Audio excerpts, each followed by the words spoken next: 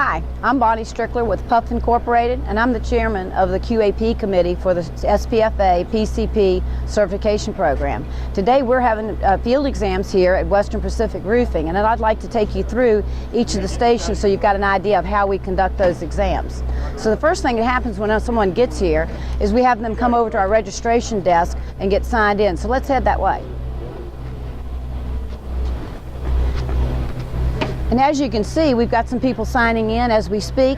While they're here, they're going to sign a release. They're also going to sign in and show their identification so we know that they have paid for and are the actual person taking the exam.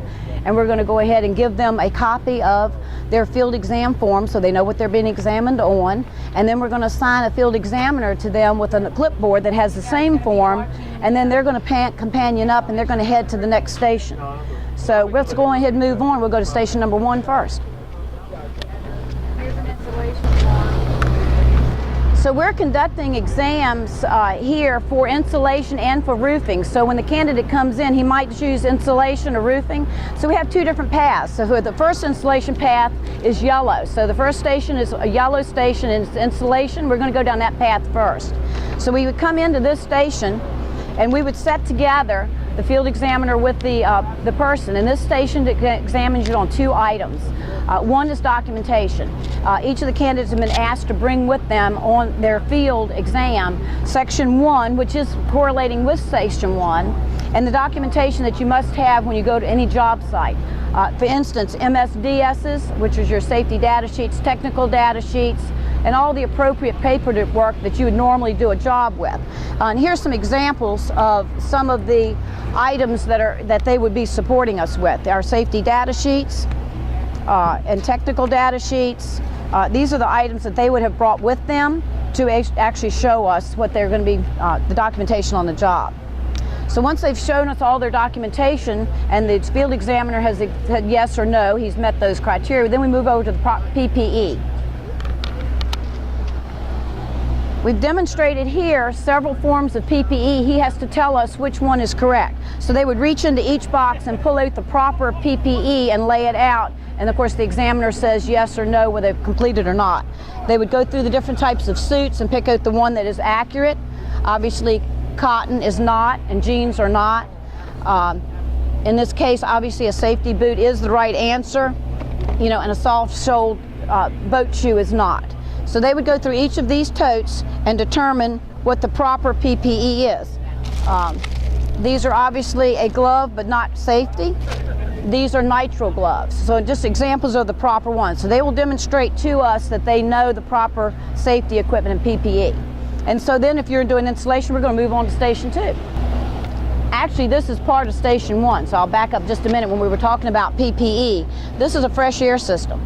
All the pieces are here. They have to be able to demonstrate to us they know how to put it all together and hook it up and have it work properly. All the hoses and connections are in here. So they have to demonstrate actually hooking up a fresh air SAR system for the installation of insulation. In station number 2 for installation, this is our pre-application section. Again, it correlates with the exam for section number 2. They want to know everything to do with before the job actually starts.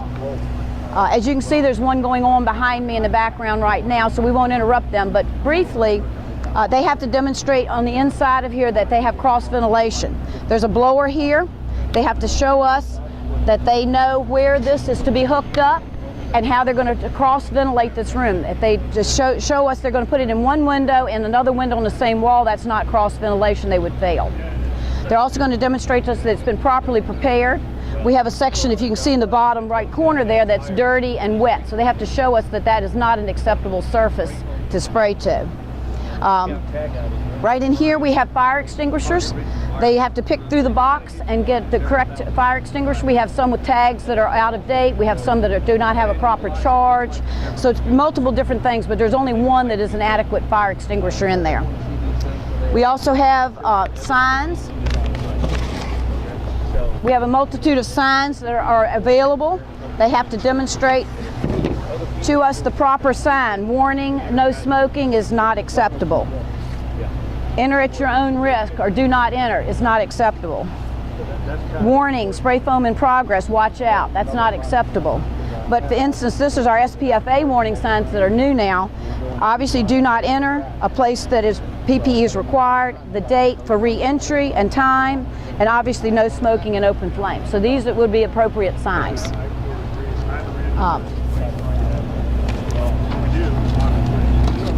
They will also inside this room demonstrate checking for moisture with this meter.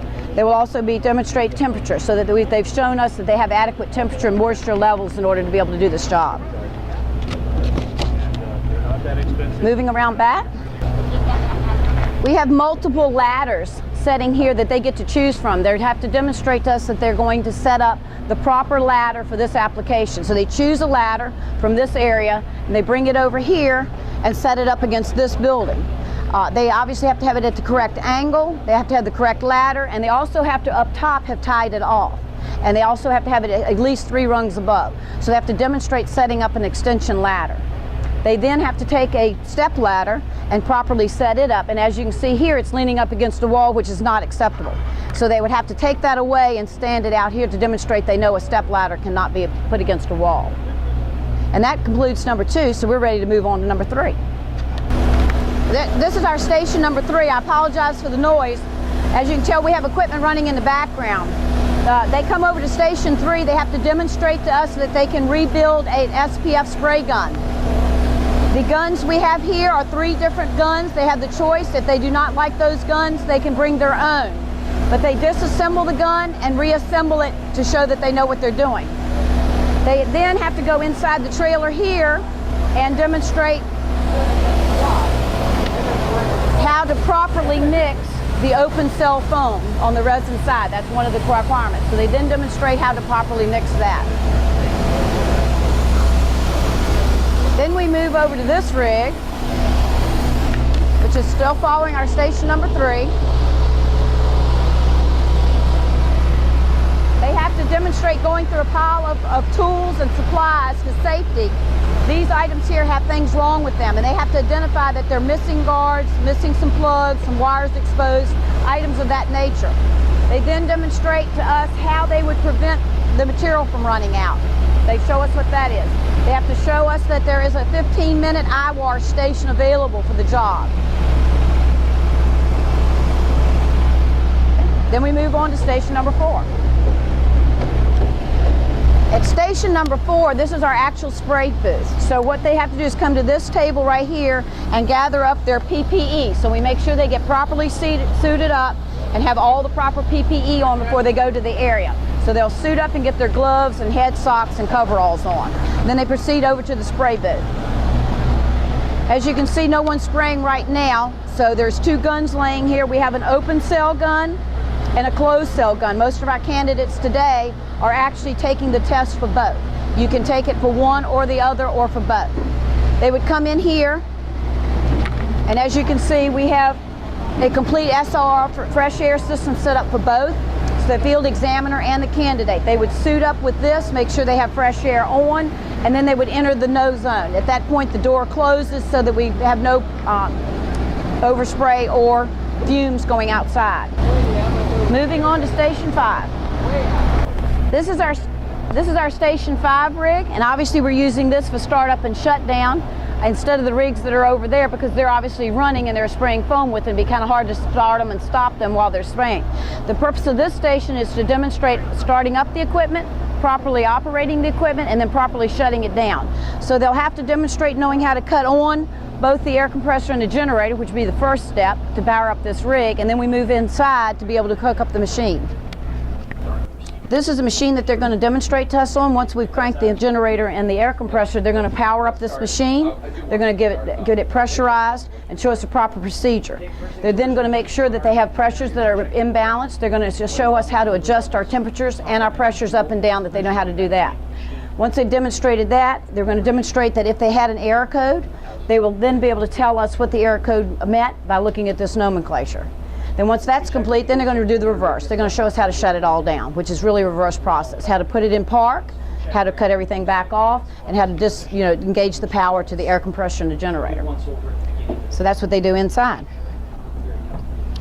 Then the last step to station 5, they have to demonstrate to us they know how to do a density test. They will cut out a section of foam out of our core board in the back. They will bring it over here and trim it, and they will actually do their procedure, which we have spelled out here on a form for them.